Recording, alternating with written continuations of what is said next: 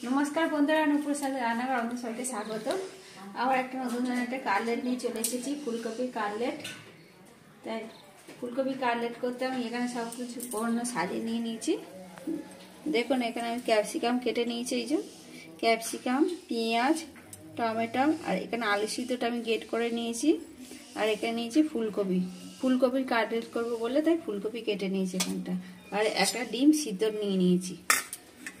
ডিমটা আপনারা দিতেও পারেন, নাও দিতে পারেন। আমার ডিমটা একটা দিচ্ছি এমনি ভালো লাগে বলে খেতে, ওই জন্য দিচ্ছি ডিমটা।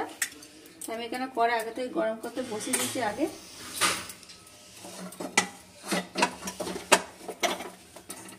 কড়াটা ভালোভাবে গরম হয়ে গেছে, এবার এতে আমি একটু তেল দিয়ে দেবো।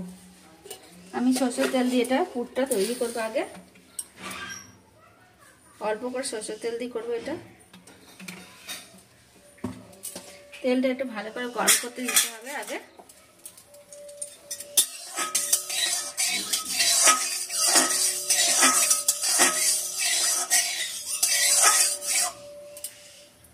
তেলটা ভালোভাবে গরম হয়ে গেছে। এখানে আমি তেলের মধ্যে আগে যে ফুলকপিটা আমি কেটে নিয়েছি, ছোট ছোট করে ফুলকপিটা কেটে নিয়েছি, সেই ফুলকপিটা দিয়ে দিচ্ছি। এটা সিদ্ধ না, এমনি নর্মালি ফুলকপি নিয়েছি, সেটা দিয়ে দিচ্ছি এতে।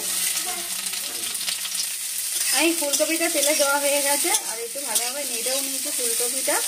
এবার এর মধ্যে আমি যে ক্যাপসিকামটাও কেটে নিয়েছি, আমি এখানে একটা গোটা ক্যাপসিকাম নিয়েছি, সেটাও দিয়ে দিচ্ছি এতে। ক্যাপসিকামটা আর ফুলকপিটা ভালো করে একটু ভেজে নেবো। ফুলকপি আর ক্যাপসিকামটা ভালো করে ভাজা হয়ে গেছে, দেখুন এখন একটু লাল লাল হয়ে গেছে ভাজাটা। এবার এর মধ্যে আমি একটা পেঁয়াজ কেটে নিয়েছি, আমি এখানে দুটো বড় বড় সাইজের পেঁয়াজ নিয়েছি, কুচি কুচি করে কেটে নিয়েছি, সেটাও দিয়ে দিচ্ছি এটা। পেঁয়াজটা আমি আগে তেলে দিই নি, আমি পেঁয়াজটা খুব ভাজবো না বলে ওই জন্য পরে দিচ্ছি পেঁয়াজটা।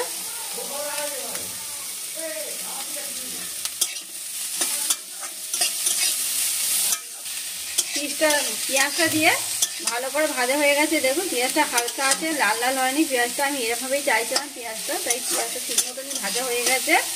এবার এখানে একটা টমেটো কেটে নিচ্ছি, সেটাও দিয়ে দিচ্ছি এতে।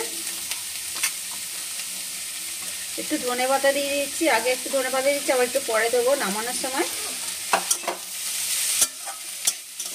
এবার যে একটা ডিম সিদ্ধ নিয়েছি, সেই ডিম সিদ্ধটাও আমি এতে একটুখানি গ্রেট করে নিচ্ছি আগে। আমি এখানে একটা ডিমটা গ্রেট করে দিলাম এখানটা। এবার সামান্য অল্প করে নুন দিয়ে দেবো, নুন দিয়ে দিচ্ছি আন্দাজ মতনটা। এখানে নুন দিয়ে দিয়েছি সামান্য অল্প করে। আর এখানে একটু ভাজা মশলা নিয়েছি, জিরে, ধনে আর লঙ্কা একদম শুকনো কড়াতে ভেজে নিয়ে গুঁড়ো করে নিয়েছি, সেই মশলাটা দিয়ে দিচ্ছি এতে একটু।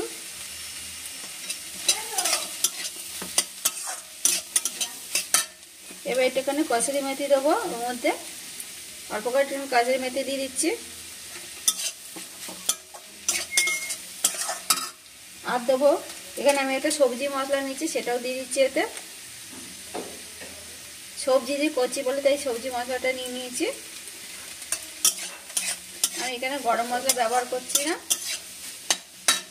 আর দেবো সামান্য অল্প করে একটুখানি গোলমরিচ, অল্প করে একটু গোলমরিচ দিয়ে দিচ্ছি। যে যেরকম ঝাল খেতে পছন্দ করে সেরকম ঝালটা দেবে এতে। আমার ওই ভাজা মশলার সাথে লঙ্কা ভাজা গুঁড়িয়ে নিয়েছিলাম বলে আর অন্য লঙ্কা আমি ব্যবহার করছি না। আর এখানে যে আমি একটা আলু, এখানে দুটো আলু বড় সাইজে গ্রেট করে নিয়েছি, সেই আলুটাও দিয়ে দিচ্ছি এতে।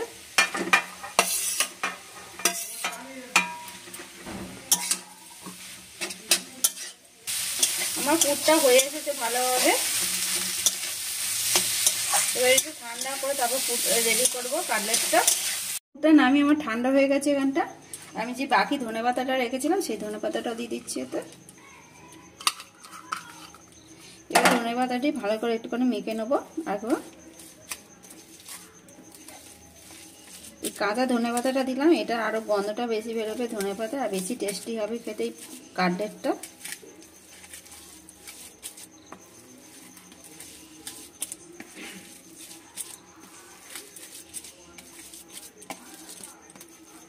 ভালো করে মাখিয়ে নিয়েছে।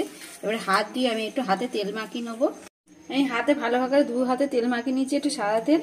এবার একটুখানি নিয়ে নিচ্ছি এখান থেকে, এই যে ছোট ছোট করে একটুখানি নিয়ে নিলাম। বেশি মোটা করলে ভালো লাগবে না, এটা একটু যত পাতলা হবে জিনিসটা খেতে ভালো লাগবে। এবার হাতের ওপরে এরকম সাইড একটু কালেটের মতন একটু ডিজাইন করে নিতে হবে হাত দিয়ে। এই যে আমি কালেরটা করে নিয়েছি। আর এখানে আমি কর্নফ্লাওয়ার নিয়েছি, সে তার মধ্যে এবার অল্প করে একটুখানি দিয়ে দেবো গায়ের ওপরে, অল্প করে হাত দিয়ে। এটা হাত দিয়ে দিতে হবে এরভাবে, খুব বেশি দিতে হবে না। এরকম করে আমি সবকটা রেডি করে নেব। এখানে আমি একটা দুটো ডিম ফাটিয়ে নিচ্ছি আগে।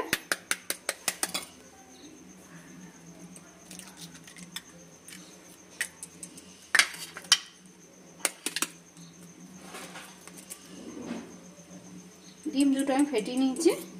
এবার এতে সামান্য একটু নুন দিয়ে দেবো। নুন দিয়ে দিচ্ছি ডিমের মধ্যে। আর দেবো একটুখানি গোলমরিচ।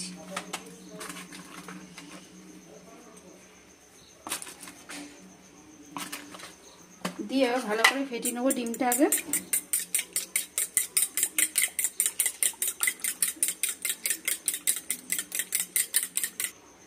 এখানে আমি বিস্কুটের গুঁড়ো নিয়ে নিয়েছি। বিস্কুটের গুঁড়োর মধ্যে এবার সামান্য একটুখানি নুন মাখিয়ে নেবো। হয়তো অল্প করে নুন দিয়ে দিচ্ছি।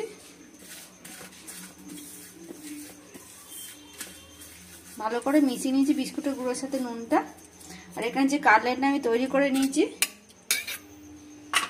এবার এই একটা করে ডিমের মধ্যে দেবো। এই ডিমের মধ্যে আস্তে করে চুবিয়ে নেবো এরমভাবে। নিয়ে এই বিস্কুটের গুঁড়োর মধ্যে দিয়ে দিচ্ছি। দিয়ে এবার শুকনো হাত দিয়ে এবার এটা মাখিয়ে নেবো ভালোভাবে। ভালো করে একটু শক্ত করে কোট করে নিতে হবে। এই যে কোট করে নিয়েছি, আবার একবার ডিমের মধ্যে দিয়ে দিচ্ছি। দিয়ে আরেকবার এবার কোট করে নেবো মোটা করে।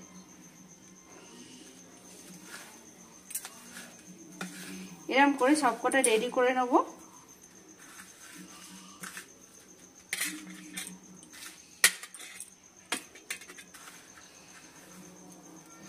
এই যে আমার একটা রেডি হয়ে গেছে এখানে কাটলেটটা। এরকম করে সবকটা রেডি করে নিই, তারপর দেখাচ্ছি আপনাদের। আমার কাটলেট কটা সবকটা কোট করা হয়ে গেছে বিস্কুটের গুঁড়োর সাথে। আর খুবই শক্ত হয়ে গেছে দেখুন, একদম দেখুন একদম শক্ত হয়ে গেছে এটা। এবার একে একে তেলে করে ভেজে নেবো, আস্তে করে দিয়ে দেবো।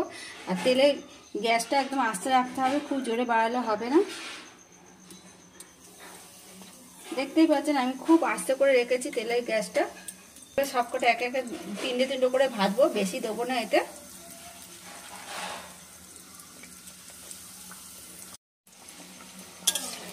দেখুন ভাজাগুলো কত সুন্দর হয়ে এসেছে।